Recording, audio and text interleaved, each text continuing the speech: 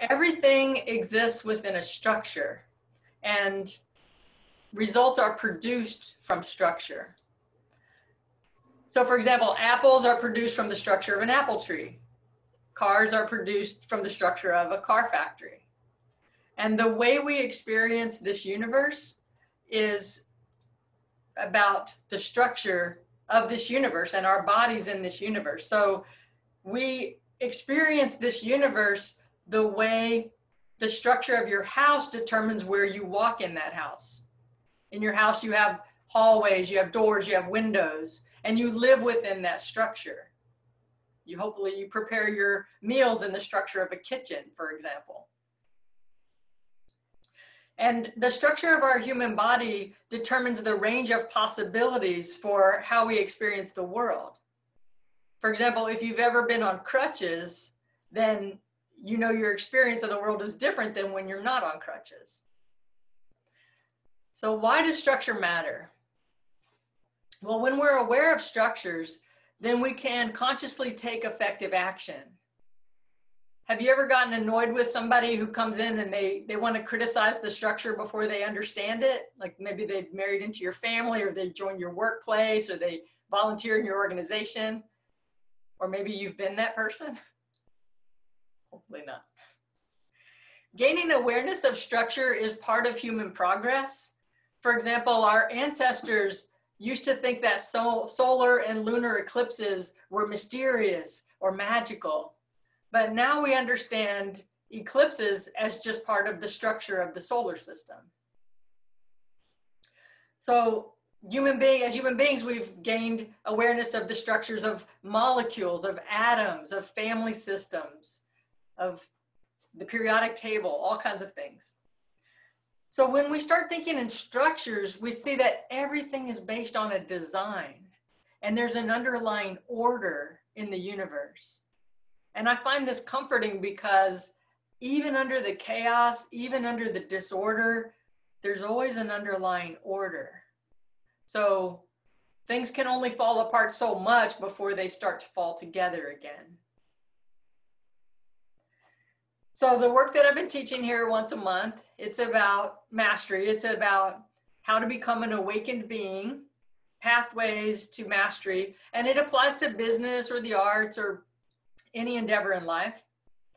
And historically, a lot of training has been on experience. So we're taught to experience compassion, experience oneness, experience love.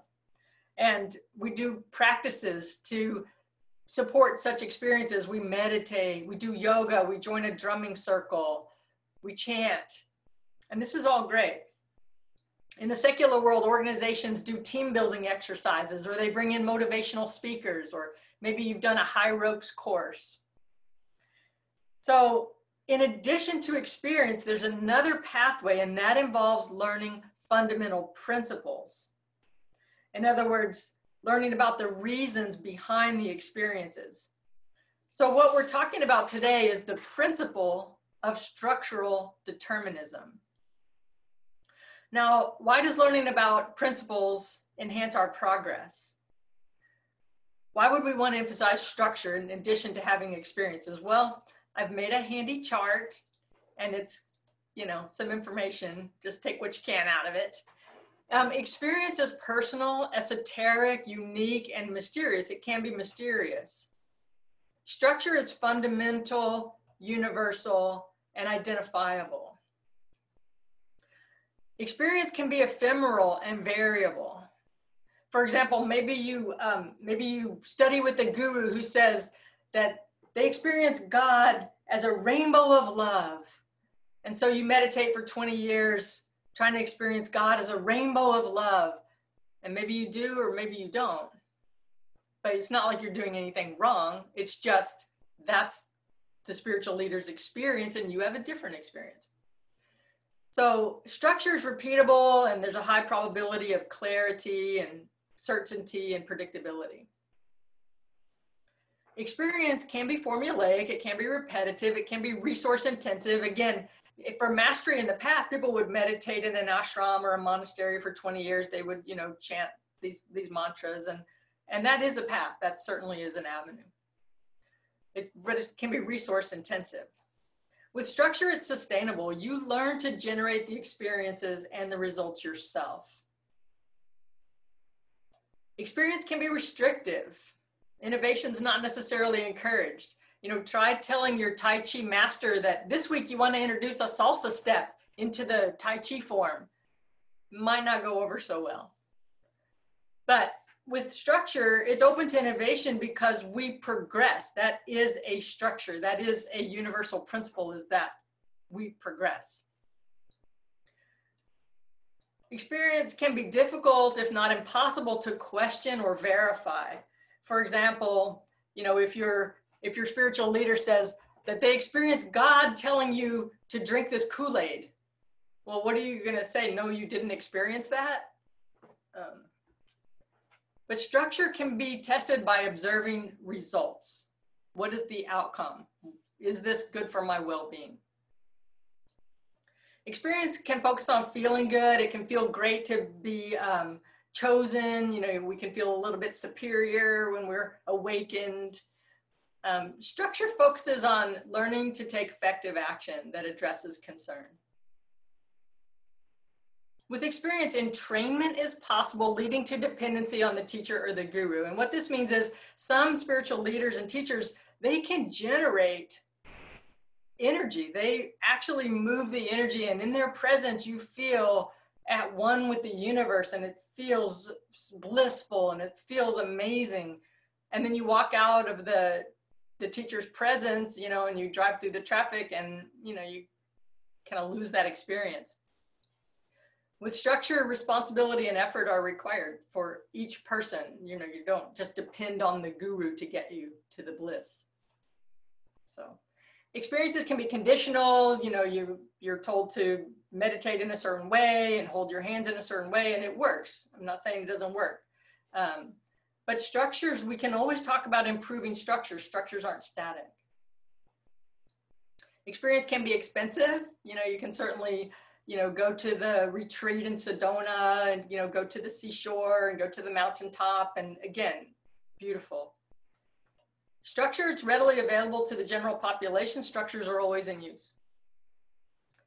Experience can be seen as an endpoint. For example, I saw the light. I'm done. I got to the light. When we look at structure, it reveals progressive and infinite enfoldment and unfoldment. Again, it's a law of being, the law of progression. There's just infinite unfoldment that we get to be part of. So you might say, well, this sounds so technical. I want to experience the universe with wonder and awe and mystery. And here's an answer. Does knowing where babies come from diminish your awe and wonder at holding a newborn? The more we understand, the more we see the amazing order of the universe and the amazing design of the universe, and the more the mysteries of life continue to unfold. There's no end to unfoldment. So here's one way we can apply this. It's the pandemic. There are people in Unity and in other religions and spiritual paths who say that we have the power to create our world. Our thoughts create our world. If we just pray and we meditate and we have faith, then why should we close church? Why should we wear a mask? We live in the structure of this universe. In the structure of this universe, viruses exist. They want to sustain themselves. Viruses want to replicate. And yeah, I have no doubt that with the power of our collective thought, we will come up with vaccines, solutions. Maybe with the power of our collective thought, we could rid this planet of viruses. We're not there yet. So let's just admit that we live in the structure of this universe with this human biology, and with these human bodies, we can pay attention to our well-being. We can take effective action to continue our existence. Jesus talked about structures when he talked about building your house on rock as opposed to building your house on sand. In Matthew 7, he was saying, we can build on flimsy, rickety structures, and then we can deal with those results. Or we can build on solid structures. Build your house on rock. Okay, so you might be thinking, all right, we live in structures. I get it. Everything is a structure. What about miracles? How do miracles occur? Well, in the structure of this universe, there's an array of possibilities. And it seems that one of the array of possibility is what we call a miracle. A miracle is an energy flow. A miracle is just a change of energy. And apparently one of the possibilities in this array of maybe infinite possibilities in the structure of this universe, there are people who can transcend physical laws, at least momentarily. And maybe they do that by connecting to a spiritual law. So, you hear the stories about, there's a woman in a wheelchair and she sees a car fall on her child and she gets up out of the wheelchair and runs over and picks up the car. I mean, there's stories like that. So again, what we call a miracle is an energy flow that is part of the structure of this universe that we can access. So structures provide the space for creation and innovation. Before we produce anything new, the structure has to support that creation. For example, you look at Leonardo da Vinci, he had all kinds of ideas. Some of his inventions could not be produced until centuries after his death because the structures didn't exist yet. So we build on structures, we innovate, we create on these structures. Outcomes are predicated on the structures. When we build on fear, we have experiences of separation and division. When we build on structures of love and compassion, we experience oneness. Our competency in using a structure leads to the results we produce. So we can learn to operate in a structure effectively through trial and error, or we can study fundamental principles.